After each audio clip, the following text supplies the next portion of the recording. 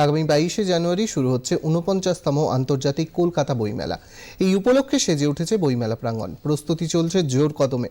সাজানো হচ্ছে একের পর এক বইয়ের স্টল। গিল্ডের সাধারণ সম্পাদক ত্রিদীপ কুমার চট্টোপাধ্যায় বলেন, 2011 সালের পর আবারও বইমেলায় অংশ নিচ্ছে চীন। ইউক্রেন এই প্রথমবার অংশ নিচ্ছে বলে জানিয়েছেন তিনি।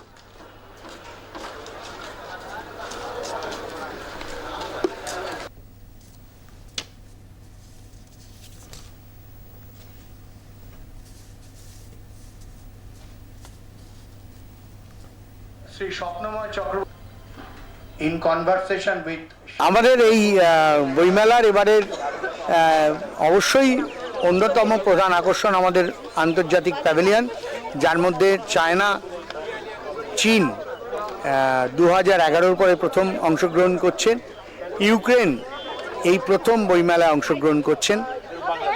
আর এবারে আমাদের একটু মনটা খারাপ হয়ে আছে, যেখানে প্রচুর তার লোকজন আসেন, কাল সাংস্কৃতিক ব্যক্তিত্ব আসেন, সেই আমেরিকা যুক্তরাষ্ট্র নন অ্যালোকেশন অফ ফান্ডের জন্য তারা অংশগ্রহণ করতে পারছেন না।